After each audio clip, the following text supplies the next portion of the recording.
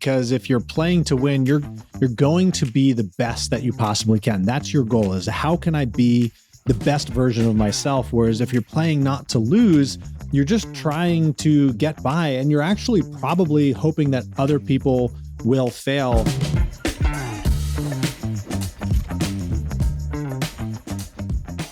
Welcome to Life at 10 Tenths, where we inspire people to live at the pinnacle of their ability and purpose. Oh gosh, man, Garrett, we're back for episode number 2 of this incredible new journey. And for those of you who are joining us, head over to lifeat10tenths.com, drop in your email address into the form that's there, and join us on this journey. We're going to send you emails about everything that's going on, all of the great offerings that are coming with Life at 10 Tenths, community, coaching, events, more podcast stuff. There's just all the things that are going to just help you live at 10 tenths. Garrett, good morning, man.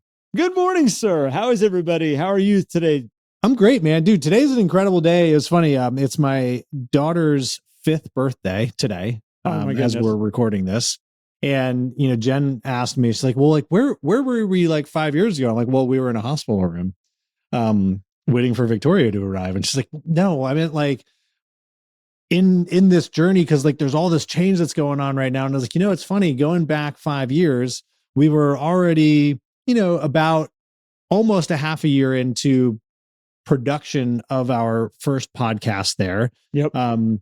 The coaching business was kind of picking up at that point. And it's amazing all of the things that have happened in those 5 years, at least for me. Like, we've had a second child. There's been other businesses that have been started, different jobs for Jen, including getting up to where like I would consider her dream kind of job right now, which she's engaged in, which is incredible. So it's funny just thinking about that, Garrett. And I know you have a different time window because your girls just turned 20 a couple days ago.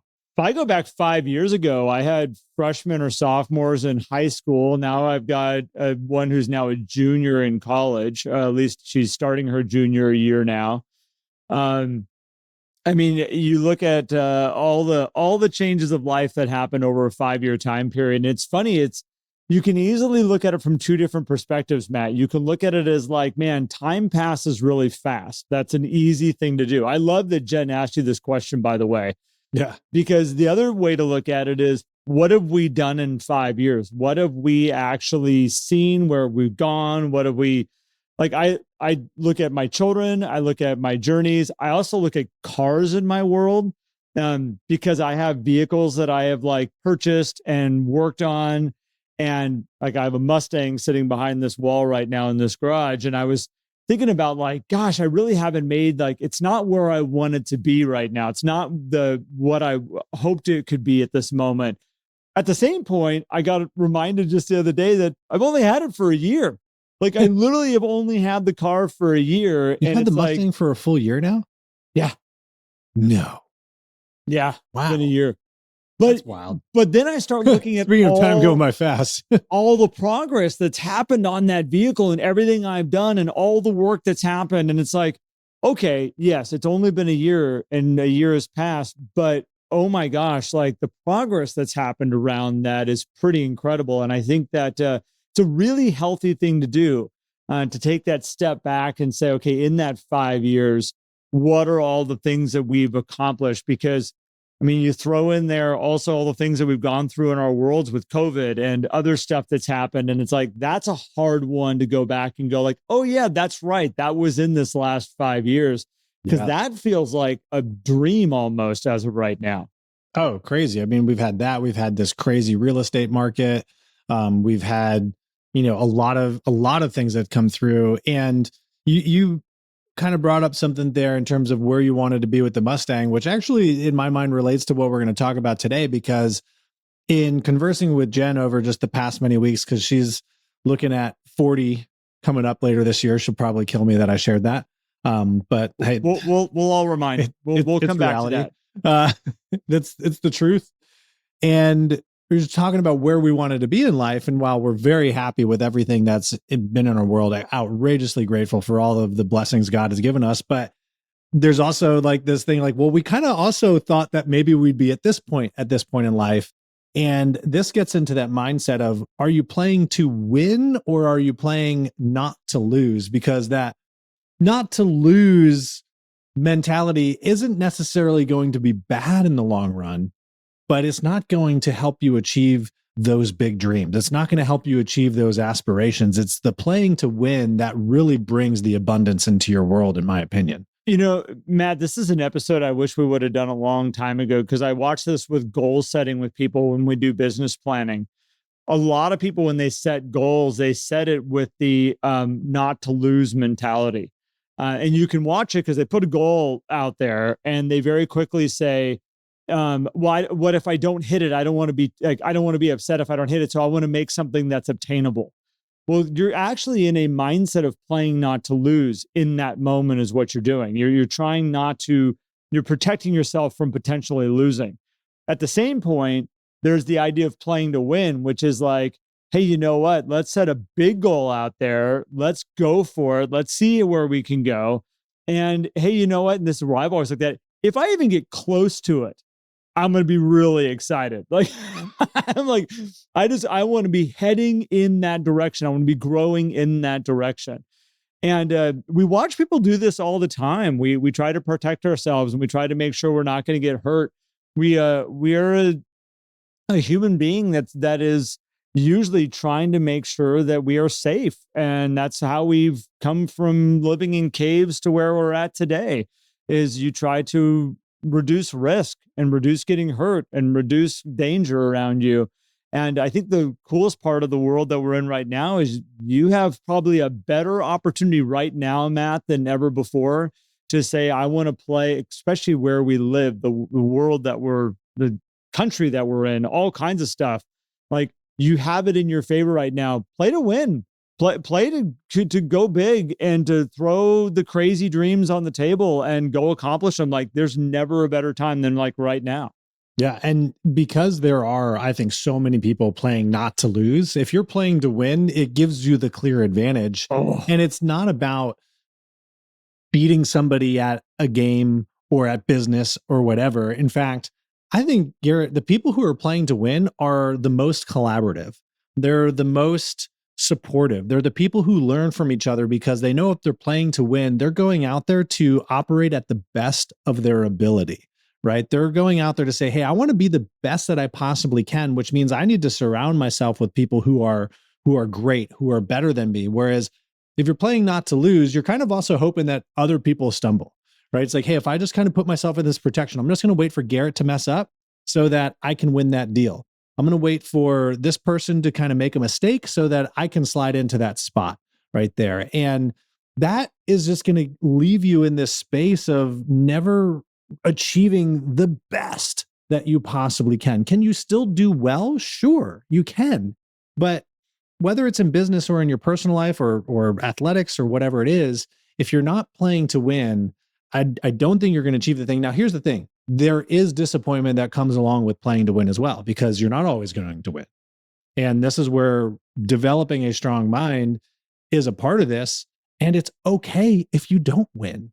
And it's okay to feel disappointed. And it's okay to be bummed that you didn't win. And I'll share a quick story is when we met for the first time in person, Garrett, we met and had this incredible driving experience at the BMW facility here. It was a hallway. Actually, the first time we met was a hallway. I remember That's you true. walking down the hallway, and I was like, that's the guy. The hallway of a hotel. That's how we first met. That's the first time. Keep going.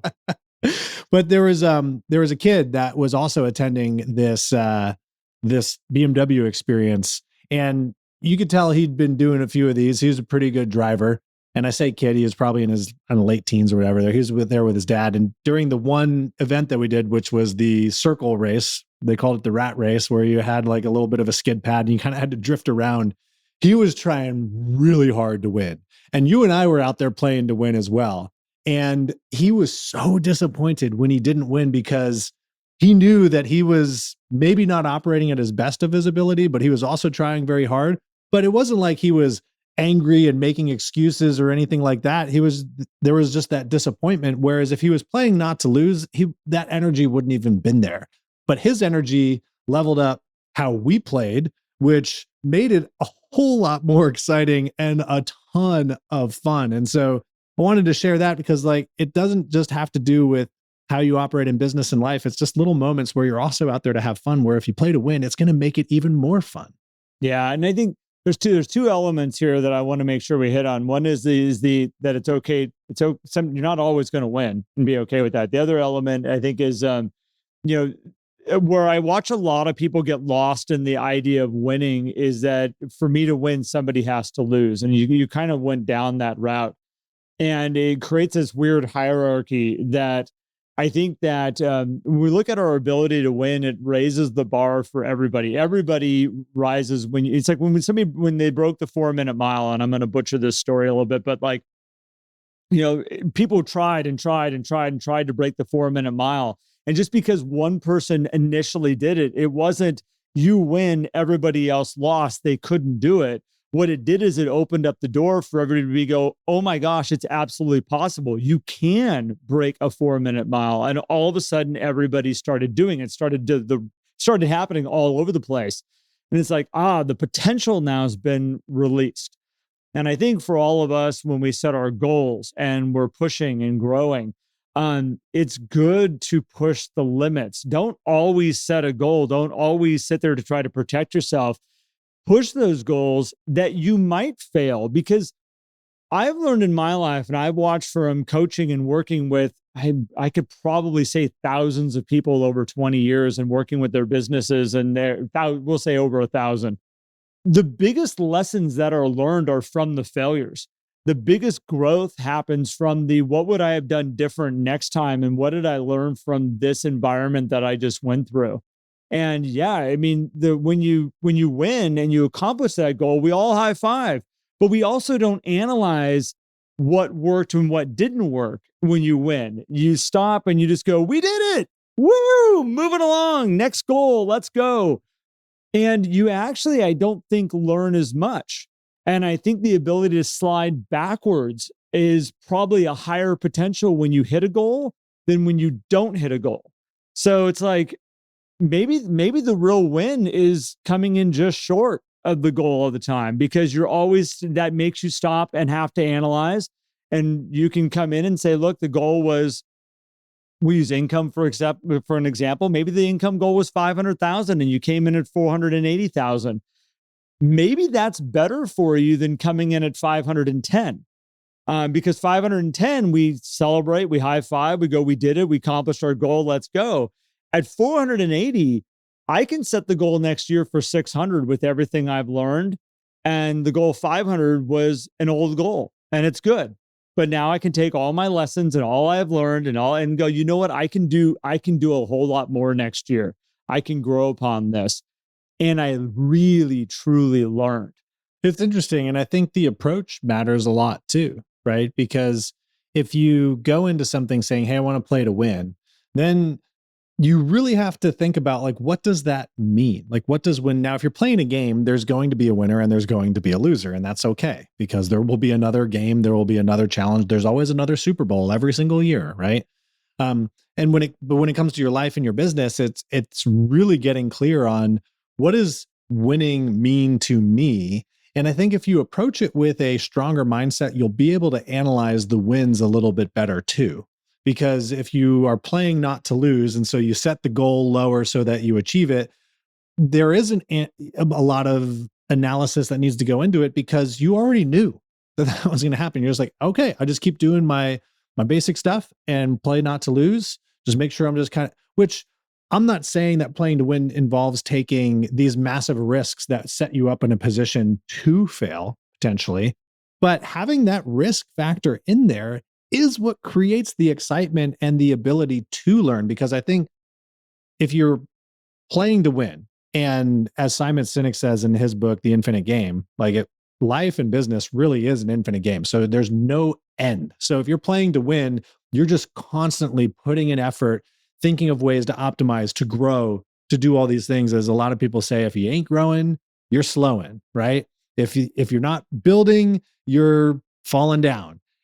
And it kind of does work that way. So you have to put yourself in this state of, all right, what does that energy look like to me? What does that mindset look to me? so that there is this risk of, yeah, I'm not going to maybe achieve those things, but I know that I'm going to be working on becoming the best that I possibly can. And I think that's where you'll learn, because you'll learn from those challenges that arise from going that path, versus you don't really learn a lot from doing the same safe things day after day. Aside from maybe putting on your seatbelt, that's probably a good safe thing to do every day. Well, I think if we go back to this idea of like playing not to lose, uh, I watch it a lot of times when you get somebody in that mindset. They typically it's a scarcity mindset they're coming from, is really what it is.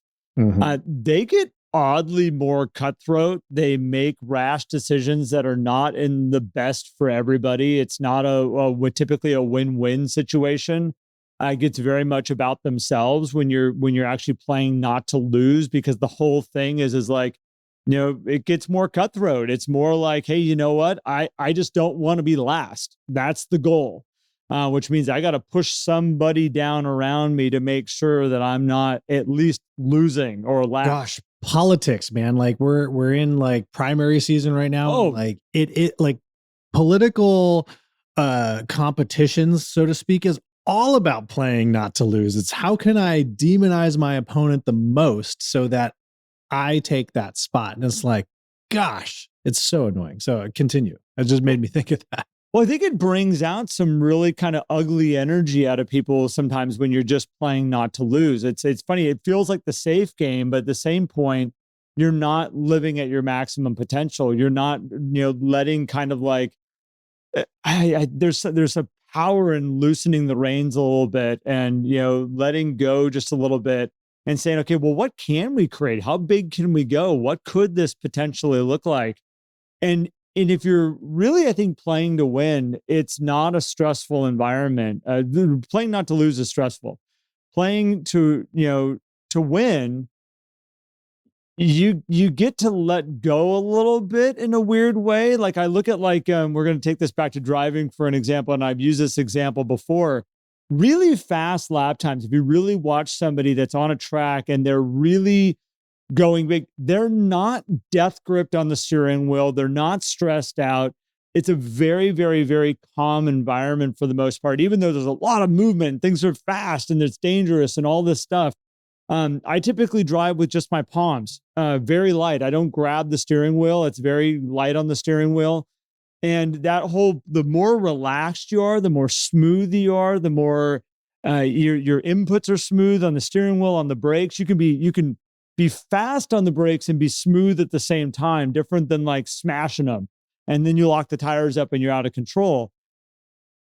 Driving at that level, you are driving to win, by the way, but it's a very calm and relaxed. The more tense you get, the more uncomfortable you get, the more it's just sharp inputs. It's irrational. You're grasping at things, and you start breaking stuff. Things start wearing out. You mentally start wearing out. The car starts wearing out. And we watch this happen in people's worlds all the time when they're in that scarcity mode, just trying to hang on. They're worn out trying to hang on, not to be last, to not lose. And it's a hard place to be in. It's a hard energy to live with personally. It wears you out. Yeah, that's a great point too, because I think the stress element is really important. And when you look at these two positions, playing to win versus playing not to lose, if you do lose and you're playing to win, you get back up and you play again. If you're playing not to lose and you lose, a lot of times you quit or you think about quitting. And that comes in because it's like, oh gosh, I guess it's just not possible. Right. And it's like, well, how will we play in this game? And this gets into purpose and all of these other things too, which are a much higher level thinking of like kind of like life and that thing. But in even little moments, it's like, is this tied to my purpose? And if I don't feel the energy to play to win, how can I bring that into this? If this is something that's important, or maybe we need to analyze that and understand if we're in this mindset of playing not to lose, like what are we doing here? Right. Are we thinking about ourselves exclusively? Are we thinking about the impact that we have? Are we thinking about the results? Are we thinking about, what's really going through our head? Because if it compounds that stress, like you're talking about, Garrett, like not only will it be destructive with that activity, that's going to carry over into other aspects of your life and your business, which are not going to be productive. if I look at like even relationships, Matt, there are some people that go through relationships with the mindset of, I just don't want this person to leave me. I want them to stay here. I want this person that I love just not to leave. Yeah. There's the other element of saying, well, what would be the best relationship I could possibly have with this person? And let's see if I can build that. Let's go for that. And it's two very different mindsets. Both require two people. They both require being in the same environment together. One is trying to make sure that person doesn't leave. The other one is saying, what can we do to make that relationship go to the highest level with the highest level of results and satisfaction? And they're very different approaches, but both from the outside can look exactly the same. Oh, those people are sharing an environment together. And if you're constantly trying to go, I don't want them to leave, I don't want them to leave, I don't want them to leave, I want them to stay here. That's the game of trying not to lose. The game of saying, how can I elevate this relationship to the highest level? Oh, you know what? Maybe I should grab some flowers on the way home tonight. Like maybe that would be a good thing. Maybe I should do this. Maybe we should schedule a date night together. We haven't been on a date in a very, very, very long time. Maybe I should write her a little handwritten note that I haven't written in a very long time. Maybe this is the levels of playing to win in that relationship rather than just trying to do just enough to make sure they don't leave. Yeah. And I think it's again, you can apply this into lots of different elements of even with relationships with your kids, just enough to make sure that they'll still like take care of me as I get older, but not enough maybe to be, the best dad I could ever possibly be. No doubt. And speaking of applying it to things, let's apply it to business real quick too, right? Yeah. If you're a realtor and you're like, hey, I want to be successful, what are some elements too that can identify, am I playing to win or am I playing to lose? Because sometimes we may not even know, right? And if you're looking at other realtors and saying, gosh, like, why do they get this? Why do they get that? How come I don't? We're probably in that playing not to lose mindset. If you're constantly just handling things that come at you, you're not in control of your days. You're playing not to lose. Because if you're playing to win, you will make time to do your outbound calls, your prospecting, your relationship building activities. If you're playing to win, you're going to look at other successful people and go, man, that's incredible. What can I learn from those people? How can I play at that level? If you're playing to win, you're also looking at all the opportunities that you have and say, man, how can I impact these people in the best way today? Whereas on the playing not to lose, we're like, okay, how do I just get through this week? Yeah. How do I just get this listing activated? What's the bare minimum I need to do to get it sold? And we saw a lot of people playing not to lose in 2021 when everything's going well, and really playing not to lose by accident because it was easy to sell property. Like, oh, I just need to put a sign in the ground. It's like, yeah, but you're just playing not to lose because you're like, oh, I know baseline is this property will sell. But what's really playing to win is getting the best, the most. It's like, yeah, but people are already offering over asking. Well, then get them to offer 50% over asking. Like that's playing to win. How do we maximize that? You know what I mean? So I think you got to look at your business in a certain way too and ask yourself, am I playing to win in this business? Well, and I look at that as also like internally in office, Matt, we get to work with some very high producers, very, high GCI agents, high volume agents. I find the majority of them that are the most happy with their career and their business. Again, very high income levels, but it's not necessarily being number one in the office is where the satisfaction comes from. I find that's actually a short-lived element of success is that I'm number one in the office. It brings a whole lot of other baggage and a lot of stuff with it. And God forbid something happens and you're not number one. And that was your goal because now it's like, well, what do people think about me? Because now I was number two. I used to be number one and they must think that I'm slipping or something like this. And there's all this stuff where it's like, no, like what is your goal that you want to achieve? Where do you want to go? And again, it might be number one. But there might also, I find the most satisfaction comes from people when they understand the bigger picture. It's not just about that one award that says I was number one in that office. It is the income, the life, the time, the travel that they want to be doing, the people that they want to be hanging out with. And it's this big package that you kind of put all together. And when you look at that, I've seen people, Matt, that have made $150,000 less than the year before, but they took 11 weeks of vacation And at the end of the day, they're high-fiving going, that was the best year I ever had. That was playing to win for them. And they were very clear on what it was for them. And even though others around them said, oh my gosh, what happened? Like you must have failed somewhere because you made less money. And you have this person saying, absolutely not. That was the best year I ever had in business. And I think, again, you got to understand what the game is you're playing. You got to know what you're trying to achieve if you're going to really have this playing to win mentality. And I think it can get misconstrued very quickly as being number one means playing to win. And I posted a video last night. I'm really bummed that it didn't get more activity on it. Part of me like rethought about it. And I was like, did people misunderstand what I was trying to like share this No, you video just posted for? something that linked people away from Facebook, and Facebook said, not in our. Oh, that's exactly what it is. That's exactly what it is. We want people inside Facebook. Don't send them to some other platform. They got to be here. But the whole video goes around this thing of like, we're a society that doesn't celebrate being ordinary.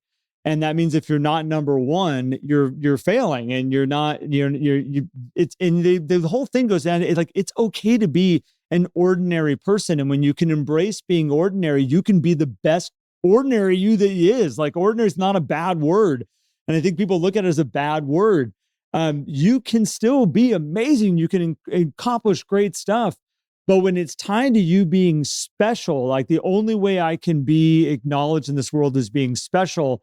He says, this is where it gets into a hierarchy of like, I'm a winner and there's losers here. People didn't make that mark. And for some reason, it really resonated with me where I was like, you know what? Let's be the best versions of ourselves. Let's set our own bars that we want to accomplish. Let's not let our success be off of whether somebody else did better than us. And we're like, oh gosh, I can't believe they beat me. And we hold resentment against them because they beat us out. Like, be the best versions of yourself. Play the game to win for yourself, your own standards, your own bars you set for yourself, and the opportunity is right there in front of us. So I love this concept, Matt. I like and I hope everybody who's listening to it can unpack for themselves. What does it mean to play to win for yourself? Because my game of playing to win, Matt, should be different than your game of playing to win, as well as everybody who's listening to this. Like, you should have your own levels for yourself. Well, and I think whatever game you play, real estate, life, kids, athletics, like if you put that mindset of playing to win, that's going to help you achieve the highest and best outcome for you and for the purpose that you want to fulfill. Speaking of ordinary, it makes me think of Stuart Emery's mastery. And he says, we are all ordinary, but a master, rather than condemning himself for his ordinariness, will use it as a foundation for building the extraordinary. Right. And it's like the ordinary is what makes us extraordinary. And I even think our good friend Jen Gomez, who's another incredible coach, she sent us a text message the other day, and it was a graduation speech given last year by a student. I don't know her name, but basically she said, how we always focus on what we're going to do. Right. And instead of being a human doing, let's focus on being a human being. And I was like, oh gosh.